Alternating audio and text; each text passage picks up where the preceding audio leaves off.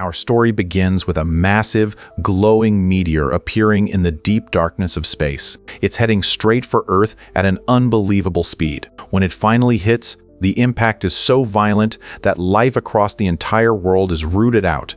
It's a total reset of the planet. Years and years pass, and we move to the current time. We meet a very wealthy industrialist named John. He hasn't forgotten about that meteor. In fact, he's obsessed with finding it. He travels deep into a thick, mysterious forest along with a researcher named James. John didn't come alone, though. His wife and his little boy, John Jr., are right there by his side. They spend a long, exhausting time trekking through the trees, searching every corner, but the meteor is nowhere to be found. Eventually, John loses hope. He looks at James and says, "We should just end this. It's clearly just an old story that isn't true." But James won't budge. He looks John in the eye and insists, "It is the truth. One day, we will find it." He explains that this meteor isn't just a rock. It could supply the world with unlimited power. John still thinks they should leave, but James practically forces him to stay a bit longer. Eventually, John decides he's had enough and departs with his family. As they head out, the camera moves to a nearby troop of gorillas. They are led by a powerful gorilla named Kerchak. But there's trouble in the group. Another gorilla named Tublat wants to be the leader and attacks Kerchak. They have a fierce fight, and Kerchak actually wins. Being a fair leader, he chooses not to kill Tublat. But Tublat is sneaky. Taking advantage of Kerchak's mercy, he attacks again and kills Kerchak. Just like that, the troop has a new, cruel leader, and the other gorillas are left heartbroken and terrified. Meanwhile, John and his family are in their helicopter, but something goes wrong. A mechanical failure forces them to change their track and fly deeper over the forest. As they are passing through, John looks down and gasps. He sees it. The meteor. He tells the pilot to land immediately. He finally realizes James was telling the truth. John leaves his family by the helicopter and ventures into a cave where a strange light is pulsing. It's the meteor. He manages to break off a small piece of it, but the moment he does, the cave starts to collapse. He barely makes it out to his waiting wife and son. To make matters worse, a nearby volcano starts erupting. They scramble back to the helicopter and take off, narrowly escaping the disaster. But as they fly, we see a heartbreaking scene on the ground. Kala, the wife of the former gorilla leader, watches in horror as her own baby falls from a mountain while playing. Up in the air, the weather is turning violent because of the meteor's energy. John realizes the meteor is causing the storms. Suddenly, a bolt of lightning strikes the helicopter, and it goes down in a fiery crash. Kala, mourning her own child, sees the crash and rushes to the site. She finds that everyone has died, except for John's little son. Her motherly instincts kick in, and she takes the human baby with her. When the new leader, Tublat, finds out she brought a human child into the troop, he is furious. But Kala is brave. She protects the boy with everything she has. At first, little John Jr. is so confused looking at these giant creatures, but as time goes by, he starts playing with the other young gorillas. Years pass.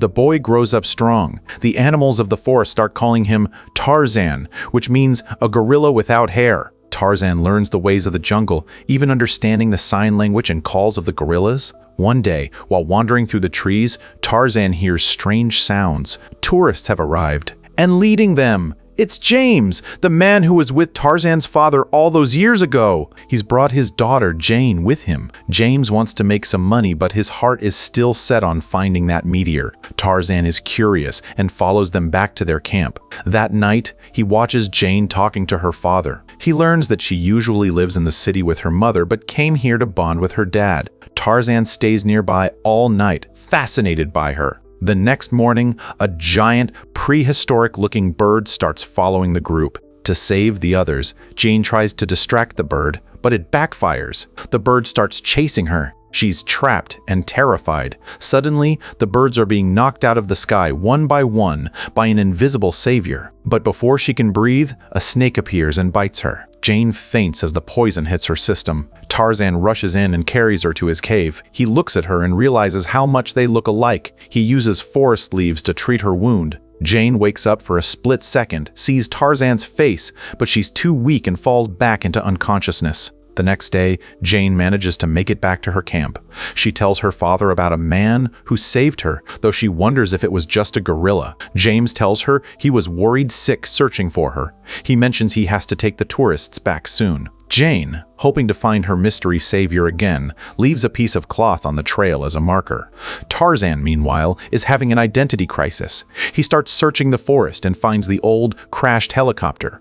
Inside, he finds a photo of his parents and himself as a baby. He also finds a knife and a piece of the meteor. He takes these treasures back to his cave, but the mean leader Tublat follows him and starts messing with his things. Tublat accidentally hits the emergency button on the helicopter wreckage, turning it on. Tarzan loses his temper and chases Tublat away. Far away in the city, John's old company is now being run by a man named William. He gets an alert that the emergency beacon has been activated. William calls a meeting, telling everyone they need to go back to that forest to find the meteor for its unlimited power. Jane happens to be there too, working for a wildlife NGO, trying to get funding from William. William sees a perfect chance to use her as a cover, so the media doesn't know his real, greedy intentions.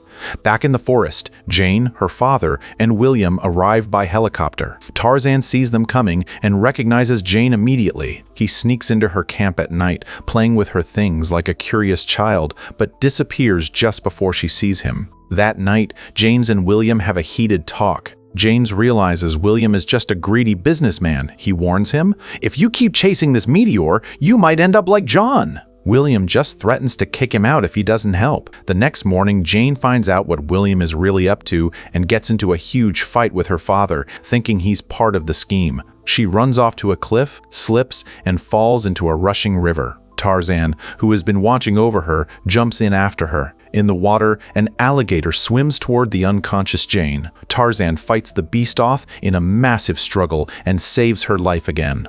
When Jane wakes up on the shore and sees Tarzan, she realizes he's the same person who saved her before. She notices he can't speak her language, but they manage to tell each other their names. Tarzan takes her on a tour of his beautiful forest home. They spend days together and truly start to fall for one another. Tarzan even takes her to his cave and gives her his piece of the meteor as a gift to show his love. But James and William finally track them down. When William sees Tarzan, he realizes this is John's son, the rightful owner of the company. William decides right then that Tarzan has to die so he can keep the money and power. Jane catches on and helps Tarzan escape. They run into a strange, wild part of the forest where the meteor's radiation has made everything weird. The plants have grown giant and try to grab them, and a mysterious monster attacks. Tarzan uses his father's knife to fight them off. They end up in the cave where the main meteor is, and Tarzan finds his father's old axe. It's a sad moment as Jane realizes this is where his parents' journey ended. Tarzan then takes Jane to meet his mother, Kala. But Tublat, the mean leader, is outraged that another human is there. He attacks Tarzan, but Tarzan is much stronger now. He beats Tublat in a massive fight and finally becomes the new leader of the gorilla troop. Jane tells Tarzan that her father and William won't stop coming. She knows the gorillas are in danger, so she asks Tarzan to take her back to the camp to settle things.